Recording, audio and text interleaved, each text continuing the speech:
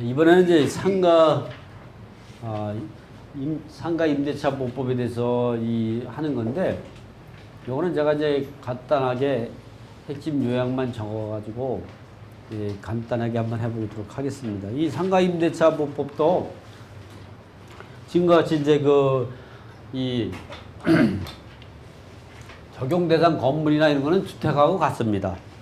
그러나 이제 상가 같은 경우는, 주택 같은 경우는 대항 요건을 갖추는 것을 전입신고하고 그 주택 인도를 갖게 되면 주택 주민등록과 주택 인도. 그러나 상가 같은 경우는 사업자만을 대상하기 때문에 사업자 등록하고, 상가 건물은 사업자 등록하고 건물 인도, 이게 대항 요건이죠. 뭐 이게 그 두 개를 갖췄을 때 다음날 오전 0시에 대항력이 생긴다 이런 거는 좀 전에 주택에서 임대차 보법을 공부할 때 대항력과 우선변제권과 똑같이 움직입니다. 이렇게 사업자 등록이 대상이 된 것이 아니면은 대항력이 없는 거죠. 그리고 그 계약서에 확정일자를 받으면 대항력과 우선변제권이 발동하는 거죠.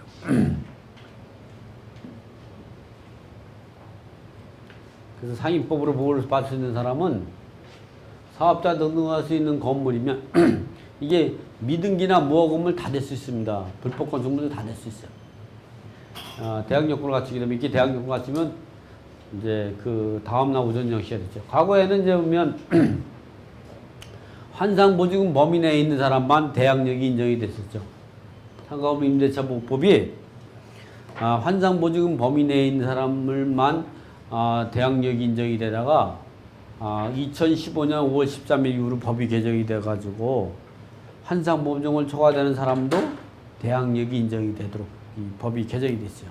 그러나 환상보증이 초과되는 사람은 대항력과 계약갱신 요구권만 인정이 돼요. 5년 계약갱신 요건이 인정이 되죠. 그러나 확정일자를 받을 수가 없어서 우선변제권이 없어요. 환상보증이 초과되는 사람은 우선변제권에서 최우선변제도 못 받고 확정일자 우선변제도 못 받아. 그러나 이게 소액임차인을 결정하는 거랑 확정일자를 계산할 때, 환상보증 계산할 때는 보증금만 갖고 따지는 게 아니라, 주택은 보증금만 갖고 따지죠. 상가는 보증금 플러스 월세 곱하기 100 이렇게 되죠. 이것이 환상보증금 범위 내에 있다면 그 대항력과 우선변제권이 초과되면 대항력만 인정이 되는 거죠.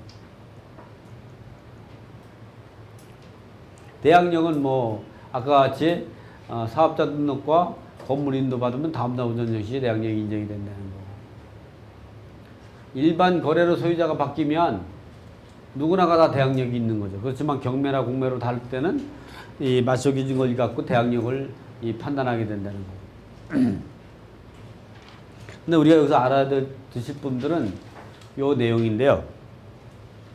경매나 공매로 소유자 바뀔 때 대항력과 우선변제권은 어떻게 되는가? 환상보증이 초과되면 우선변제권이 없어서 확정일자도 받을 수 없고, 소액임차인은 당연히 환상보증 초과되니까 소액임차인은 당연히 될 수가 없겠죠. 그렇기 때문에 배당 요구할 수 있는 권리가 없죠. 그래서 예를 들면 이렇게 되죠. 환상보증 범위 내에 있는 사람하고 초과되는 사람은 어떠냐면, A주택이 이제 경매에 들어갔는데 말소기준 권리는 이제 그 5월 1일 날 이제 국민은행 근저당이다. 그런데 이제 3월 1일 날, 이 3월 1일이면 일요일이니까 좀 그러네. 2월 1일 날 이제 갑임차인이, 상가임차인이죠. 상가 건물이 갑임차인이 사업자 등록하고 건물을 인도받고, 이게 대항 요건을 2월 1일 날 가지고 이제 그 확정일자를 받았어. 4월 1일 날 을임차인이 사업자 등록하고 건물인도 이 대항 요건을 이렇게 갖췄어요. 이거 잘 안 보셔도 이게 대항 요건을 갖췄다는 거고 확정일자까지 갖추고 이 사람은 대항 요건만 갖췄죠. 왜 그러냐? 이 사람은 지금 현행법상 서울 같은 경우는 환상보증금을 계산할 때 지금은 4억이죠. 근데 이 사람은 어떠냐? 보증금이 갑은 보증금이 1억이에요. 월세가 300만 원. 그래 이 사람이 환상보증금 되냐? 보증금 1억에다가 월세 곱하기 300만 원 곱하기 100이니까 3억이 되죠? 이 사람 환상보증금이 4억이 되는 거야. 4억이면 현행법상 그 환상보증금 범위 내에 있는 거죠? 근데 우리가 주의할 사항은 뭐냐면 이 근저당권자가 이 환상보증금이 이제 2014년 1월부터 4억으로 바뀌었는데 이 근저당권자가 2013년 12월 30일이면은 3억 이하의 소액임차 이제 환상보증금 범위 내에 되는 거예요. 이게 예를 들어서 2013년 12월 30일 날 근저당이 설정이 됐다. 이게 설정이 됐다. 그러면 이 사람들은 이제 그 대항력이 없는 거예요. 왜? 이 사람이 설정 당시에는 이 사람들은 환상보증 초과되는 거죠. 그리고 입대에는 이미 법 적용이 안 되기 때문에 환산부 초과되면 대항력도 없고 우선변제권도 없는 거죠. 지금 이런 게 얘기할 때는 이게 근저당권자가 2014년 1월 1일 이후에 설정됐다는 가정하에서 하는 거예요. 이해 가셔요? 네, 그렇게 되는 거예요. 이랬을 때 이 사람들 4억이면 환산보증 범위 내에 있는 거죠. 이 사람은 보증금은 얼마냐? 보증금은 1,000만 원이에요. 이 사람 을은. 그리고 월세가 400만 원이야. 그럼 이 사람 환산보증금 얼마냐? 보증금은 1,000밖에 안 되는데 월세가 600이에요. 그러면 이 환산보증금은 4억 1,000이죠? 그럼 환산보증금 초과됐죠? 이 사람은 이렇게 4억 1,000 됐기 때문에 환산보증금 초과됐기 때문에 이 사람은 대항력만 주장할 수 있기 때문에 대항력과 계약갱신 요구권 5년을 주장할 수 있어요. 그것밖에 없지 배당 요구할 수 있는 우선변제권 없어요. 그래서 여기 확정일자를 못 받은 거죠. 이 사람 확정일자를 받을 수가 없어. 세무서에서 받아주지 않아요. 받을 수 없어요. 받지 못하도록 규정이 있어요. 그러니까 이게 환산보증금 범위 내에 있는 사람은 대항력도 주장하고 대항력을 포기하고 배당 요구할 수도 있는데 환산보증금 범위 내에 있는 사람은 초과되는 사람은 오로지 대항력밖에 없죠. 믿을 건 대항력이야. 그리고 계약갱신 요구권 5년이죠. 그러나 이게 그래도 이 사람은 을은 그래도 보호를 받겠죠. 어차피 낙찰자가 인수할 거니까.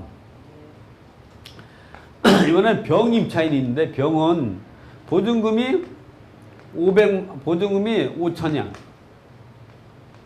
월세가 얼마냐? 400만 원이야. 그럼 이 사람은 보증금 5천인데 이게 400명이 4억이죠? 네. 이 사람은 환산보증금이 4억 5천만 원이야. 그래서 세무서에서 확정일자도 못 받고 대항력만 주장할 수 있죠? 네. 정입차인을 보면 정입차인은 얼마냐? 보증금이 3억이야. 월세가 100만 원이야. 그러면 3억에다 100이면 1억이죠? 이건 4억이잖아. 이 사람은 이 대항요건하고 확정일자까지 받았어. 이 사람하고 이 사람은 어떤 차이냐? 이 사람은 말소기준 걸 이유니까 대항력도 없죠?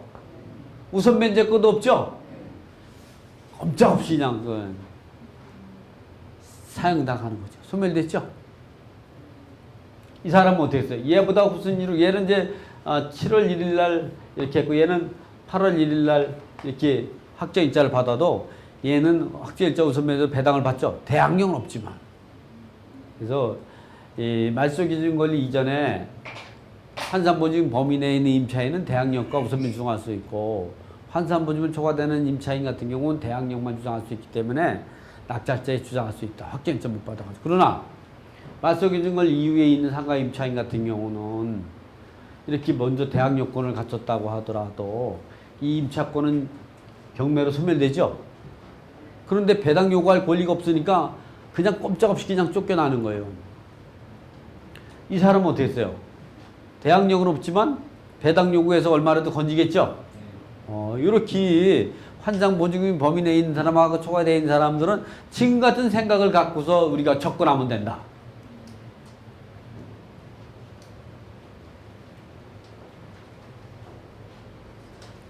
이건 뭐 주택임자 똑같은 거고. 그러면 상가임대 경매에서 우선 면제권을 주장하려면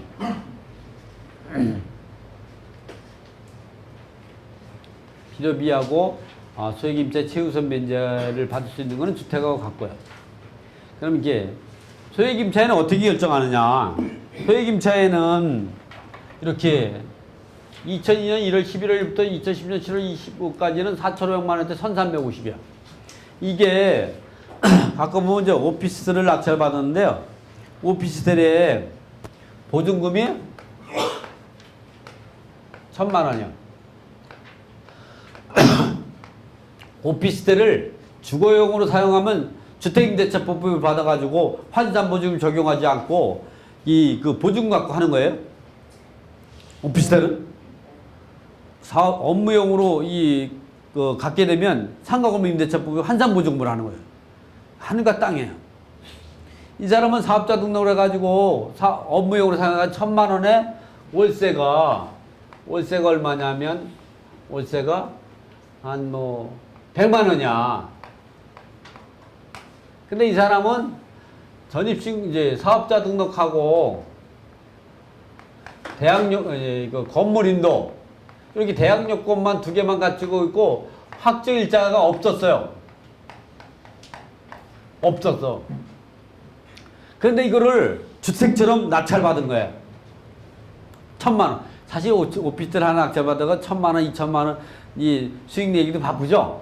금액이 작으니까 이걸 낙찰 딱 받았어. 받아가지고 이제 이 법원에 이제 배당표 원안이 배당기일 3일 전에 작성되죠.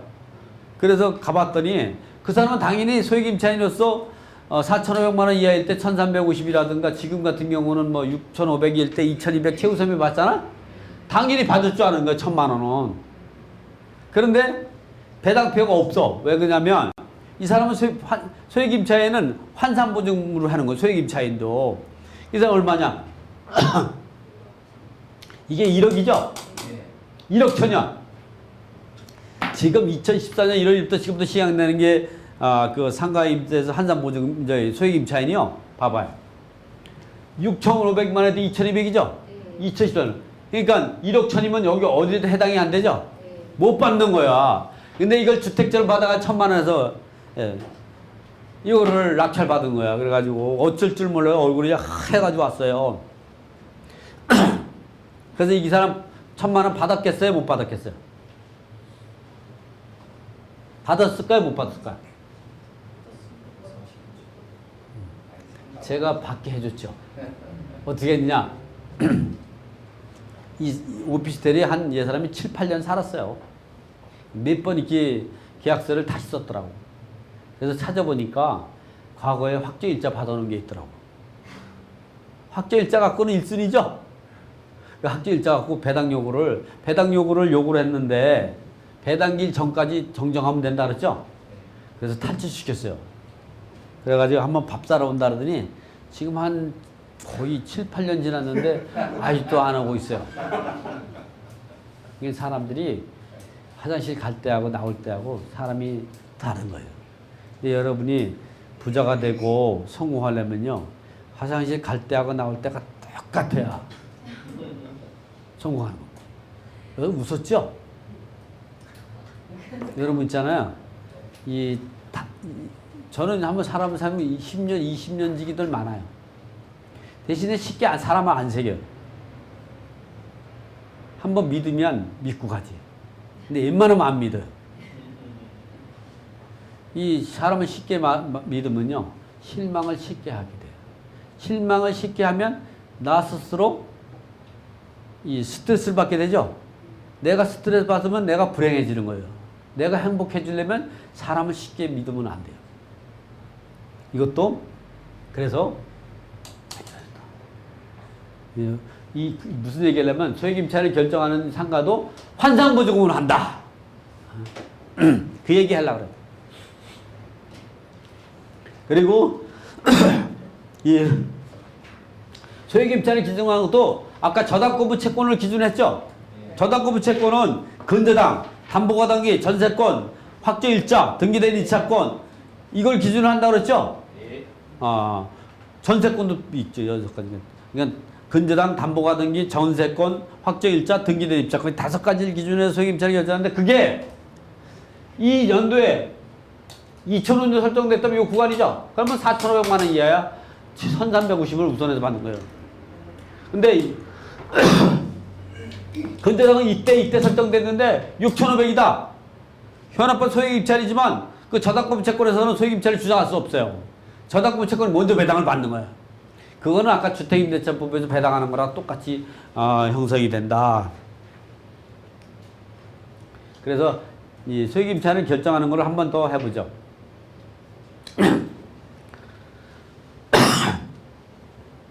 환산보증금 계산법 임대보증금 플러스 월세 곱하기 100 2차 개정 이후에 2014년 1월 1일부터 현재까지 기준으로 하면 보증금이 1,000만 원 월세 50이면 1,050만 원 곱하기 100이면 5,000이 되죠?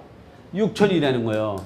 그러면 2014년 이후부터는 6,500만 원 이하일 때 2,200을 받을 수가 있으니까 이 사람은 소액임차인이 되죠? 이번에 보증금 3,000에 월세가 40이에요. 그러면 3,000에다 플러스하면 이거 4,000이면 7,000이 되죠? 이 사람은 소액임차인이 안 되는 거죠. 그러나 환상보증금 범위 내에는 들어가죠? 그럴 때 오로지 믿을 거는 확정일자밖에 없어요. 확정일자. 근데 환산보증 초과되면 확정일자 못 받게 되는 거죠.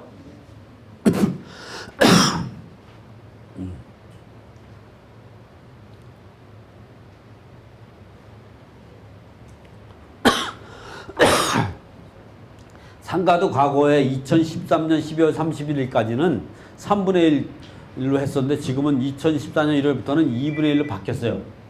예?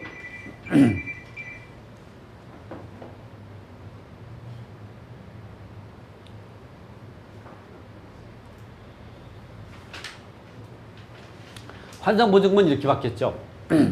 2002년 11월 1일부터 2008년 8월 20일 때는 서울은 2억 4천, 수도권은 1억 9천, 광역시는 1억 5천, 그 밖의 지역은 1억 4천이었어요. 환산보증금. 2008년 8월 20일부터 2010년 7월 25일부터는 2억 6천, 2억 천 이렇게 바뀌었죠. 그 다음에 2010년 7월 20일부터 2013, 12월 30일은 3억, 2억 5천, 1억 8천, 1억 5천 있다가 2014년 1월부터 4억, 3억, 2억 4천, 1억 8천 이렇게 바뀐 거죠. 이걸 초과되면 환산보증 초과돼서 대항력만 인정이 되고, 물론 2015년 5월 13일 이후로 계약서를 다시 썼거나 계약을 갱신한 사람에 대해서만 인정이 되는 거예요. 근데 그 이전에 계약을 한 사람이 계약을 갱신하지 않았고 묵시적 갱신됐다. 그러면 이 법에 대항력 없는 거예요. 묵시적 갱신 인정 안 돼요. 계약 갱신만 인정이 되는 거죠. 이 환산보증 초과되는 사람들은 묵시적 갱신 인정을 안 해요. 예, 환산보증 초과되는 사람들은 5년 계약갱신 요건이 있다 그랬죠. 대항력하고. 그러면 그 사람은 5년 동안 이제 보통 환산보증 범위 내에 있는 사람들은 5년 동안 계약갱신을 요구하지 않아도 묵시적으로 갱신이 돼. 5년 동안 법적으로 보호를 받는데 환산보증 초과되는 사람들은 묵시적 인정이 돼가지고 반드시 계약기간 만료 6개월 전부터 30일을 남겨놓은 상태에서 계약갱신을 요구해야 돼.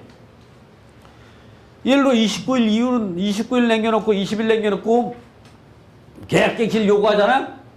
그럼 그 사람은 5년 계약갱신권이 박탈되는 거예요. 환산보증 초과되는 사람들은 정신 배짝 차려야 돼요.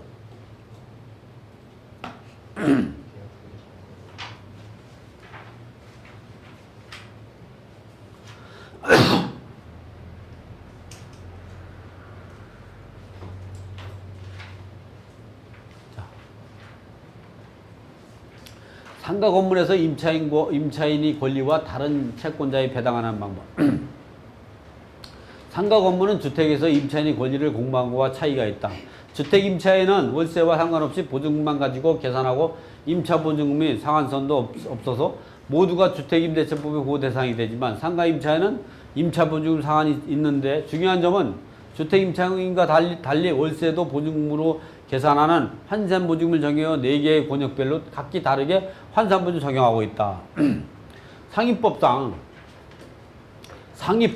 환산보증을 초과하는 상가 임차는 대항력이 없었다. 그러니까 2015년 5월 13일 이전에는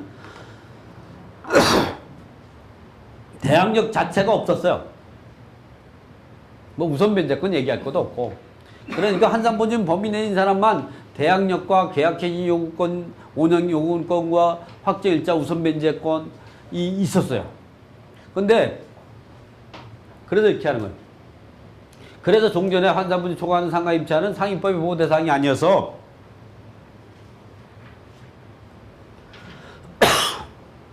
대항력과 우선 변제권을 없는 일반 채권자에 불과했다. 그러나 2015년 5월 13일 법이 개정이 돼서 환산보증 초과하는 임차인도 대항력이 인정이 되었다.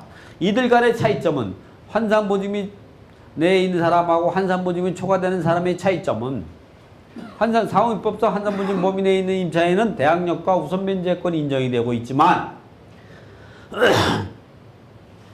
초과되는 임차인은 대항력과 5년 계약 개시 요구권만 인정이 되고 우선 변제권, 최우선 변제금하고 확정 일자가 없어서 경매나 공매 절차에서 배당 요구할 수 없다.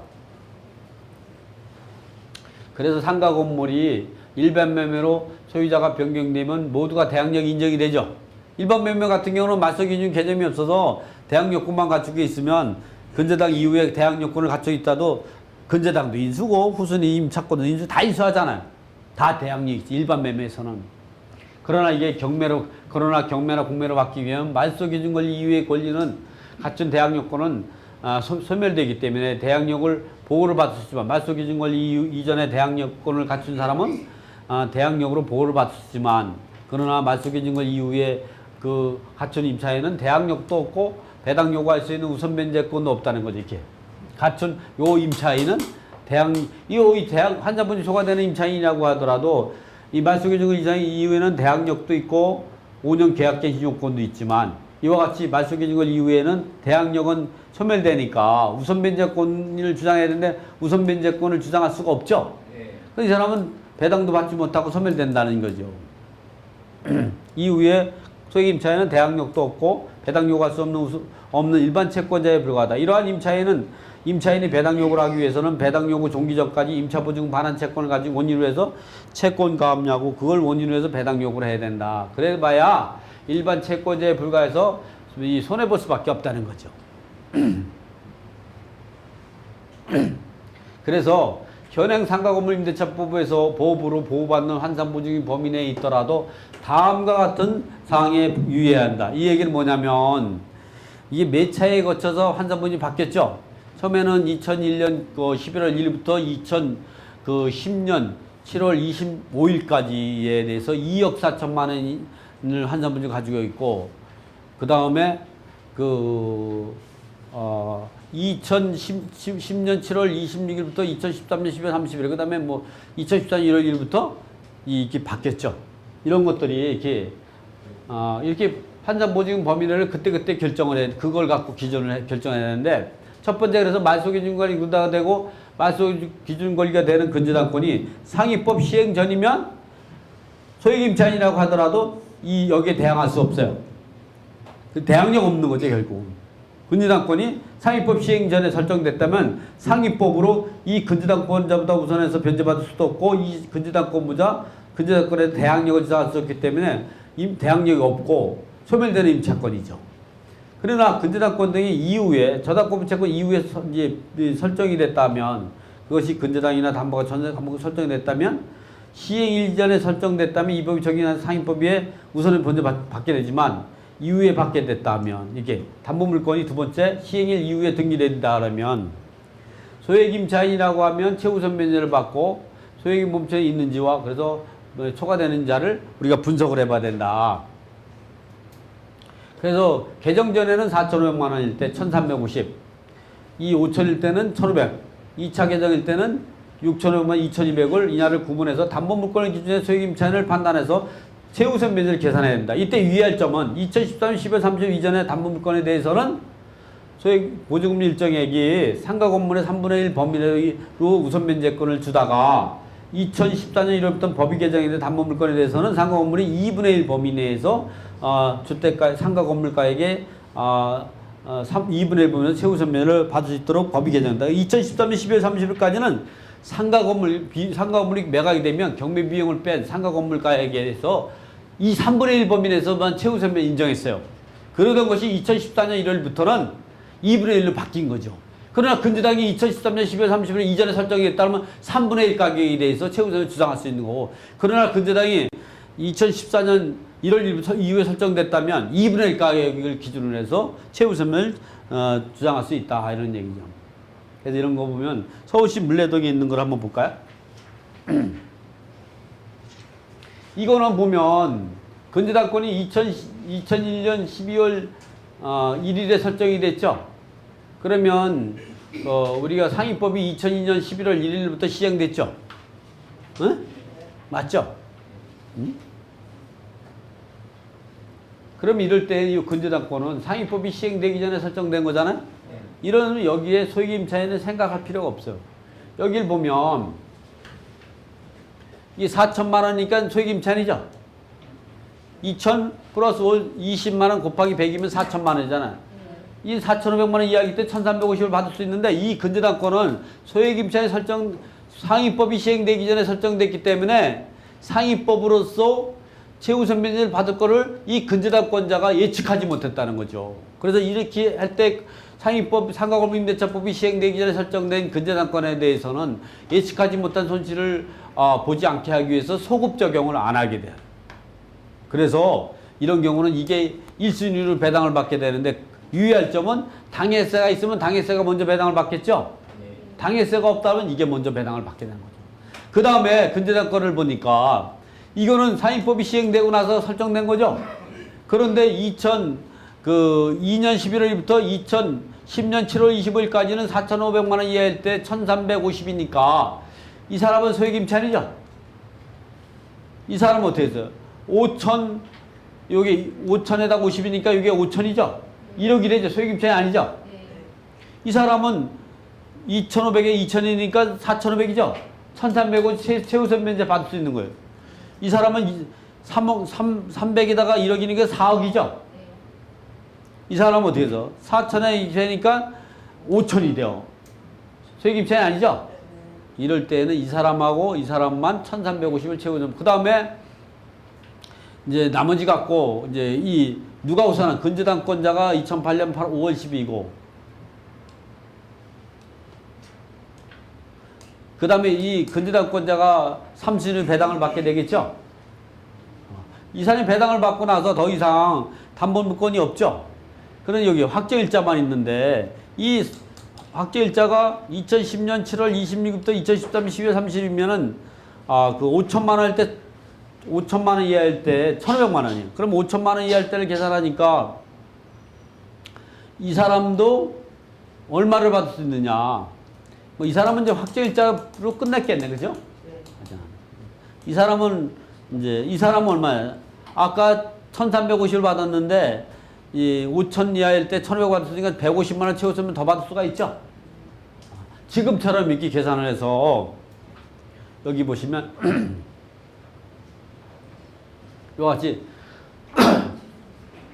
이런 권리 분석을 할 때 말소기준권리 국민의 근저당이 등기일이 2002년 12월 10일이므로 상위법 시행일 2002년 11월 1일 이전에 설정된 이 법이 적용돼서 아니어서 이 근저당권자가 먼저 배당을 받는다. 주의할 점은 당해세가 있는가를 먼저 판단하고 하라. 당해세 없으면 이게 1순위로 배당을 받고, 둘째는 최우선 받을 임차의 보증금이 범위 내에 있는 경우, 즉 보증금이 4,500만 원 이하이냐, 1차 개정 후 2차 개정 이후에는 5천만 원, 2차 개정 이후에는 6,500만 원 이하를 구분해서 소액임 판단해서 최우선 면제를 계산해야 된다. 유의할 점은 주택과 달리 보증금 플러스 월세 곱하기 100으로 환산보증금이 소액임차 보증금 범위 내에 있어야 한다.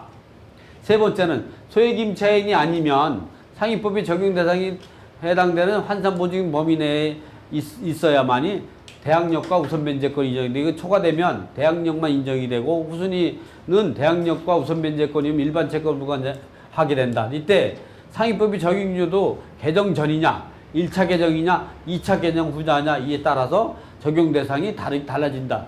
이 상위법 적용 기준이 이하인 경우만 상위법이 적용 대상을 받을 수가 있어서 대항력권을 갖추고 확정일자를 받으면 확정일자에 대한 우선순위에 따라 후순위 채권자보다 우선해서 변제받을 수 있다. 그래서 이거는 이제 매각 대금이 3억 1천만 원이고 경매 비용을 빼니까 3억 1,500만 원이다. 그래서 1순위로 국민은행이 4,800만 원을 상위법 시행 전이기 때문에 아무 조건 없이 배당을 받을 수 있었죠. 그 다음에 2순위는 최우선배 1,350을 받고, 그 다음에 심동준이가 이제 받았고, 그 다음에 이제 그 1차적 소액 임차인 결정은 김정건 확정일자와 SK 근저당권을 기준으로 해서 4,500만 원일 때 1,350 있다. 그 다음에 3순위는 김정건이 확정일자로 해서 650을 받고, 4순위는 SK 시즌 8,400 받고, 5순위로 심동준이가 그 5천만 원까지 최우선배 받을 수가 있으니까 3,500 받았 1,350을 받았으니까 150만 원을 최우선배를 받고, 최선시기에는 한 번도 못 받았기 때문에 1,500만 원을 최우선 받고, 2차적 소액임차 결정인은 김시설 확정일자와 최성식 확정일자를 기준으로 한다.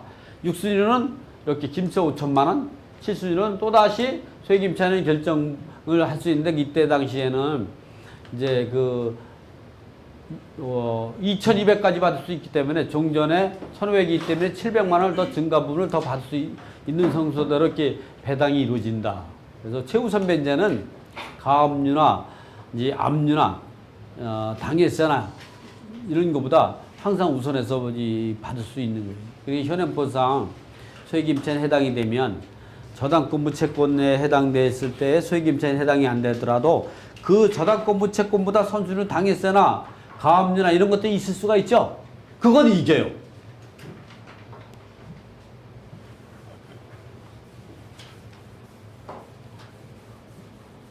이렇게 되죠. 가압류가 있고요. 근저당이 5천만 원 있는데, 이 근저당이 언제냐? 2013년 1월 10일 날 설정이 됐다. 그럼 여기에 대해 소액임차인을 주장하려고 하면 어떻게 하냐? 5천만 원 이하에 되죠? 한상보증비, 상가임차인이. 근데 이 사람은 언제냐? 한상보증비, 이제 임차인이, 상가임차인이, 한상보증비 6,500만 원이요. 예, 보증금이 1,000이고, 월세가 55만 원이라는 거죠? 이 한상보증비 딸 때는, 부가세는 계산하지 않아요. 이럴 때, 이 사람은 현행법상, 상가, 건물, 임대차 보호법, 법상으로는 6,500만 원 이하일 때 2,200을 최우선변을 받을 수가 있어요. 그러나 이 근저당권에 대해서는 소액임차이 아니죠. 그래서 이 가압류 채권은 이거랑 동순이요. 그리고 여기 임차인은 두 개의 권리가 생기죠. 이렇게 또 임차인은 두 개로 나누는 거예요. 임차인 1은 최우선 변제 2,200. 임차인 2는 확정일자죠. 그러니까 여기 하면은 2,600면 4,300만 원. 4,300만 원 확정일자. 이거는 최우선 변제. 이거는 확정일자. 최우선. 이 가압류 채권은 요거랑 동순이고 이거는 이거보다 후순위가 되는 거예요. 이 가압류 채권은 이 확정일자하고 동순위가 되는 거죠. 또 이 근저당권은 가압류하고 동순위지만 이거 다 이겨. 이 최우선 변제는 이것만 못 이기고 다 이겨. 이 임차인이 확정일자는 이거한테도 지고 이거한테도 지고 이거로만 동순위요. 이럴 때가 우리가 순위가 상호 모순관계에 있다. 순위가 모순관계에 있죠? 상호 모순관계에 있다. 이럴 때는 1차로 순환 흡수배당을 해야 돼요. 순환 흡수배당. 1차로 안분배당. 2차로 흡수배당.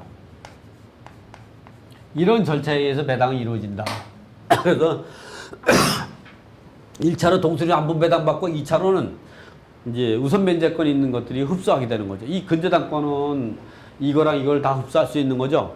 이 최우선 면제는 이거랑 이거를 흡수할 수 있는 거죠. 이런 식으로 배당이 완결되죠. 이렇게 지금 우리가 이제 보면 소액임차인은 현행법 소액임차인이면 원칙적으로 최우선을 받는 게 맞아요.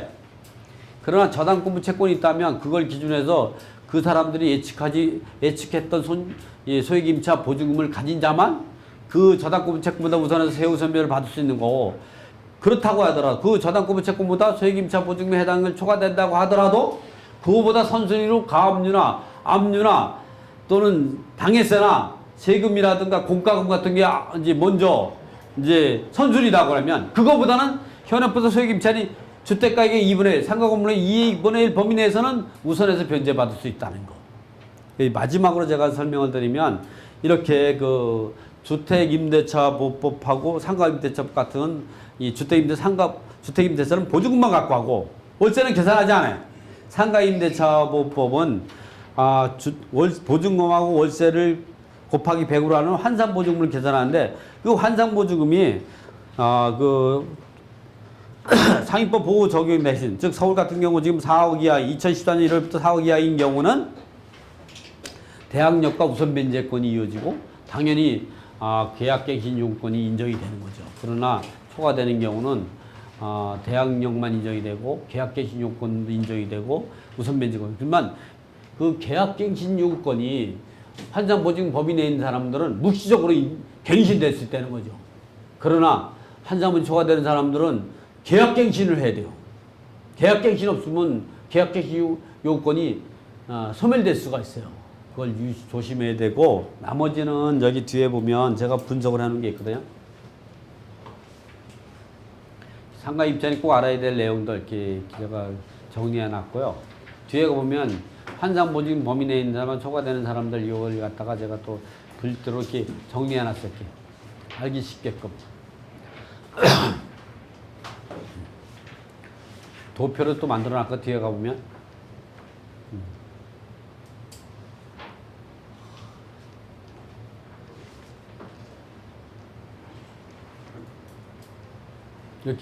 이렇게 환산보증 범위 내에 있는 사람하고 초과되는, 환산보증 범위 내에 있는 사람하고 초과되는 사람의 권리를 제가 이게 한눈에 볼 수 있게끔 도표에다가 다 정리해 놨으니까 요걸 한 번씩 집에 가셔서 보시면 될 겁니다. 그래서 오늘 요 상가임대차 보호법에 대해서 이제 사인법을 보호하는 상가임차인의 권리와 그 권리에 대해서 이제 마지막 강의로 6강으로 해서 제가 분석해 봤습니다. 뭐 질문 있으면 질문 하시겠어요? 네. 없으시면 요 강의는 요거로 마치겠습니다. 수고했습니다.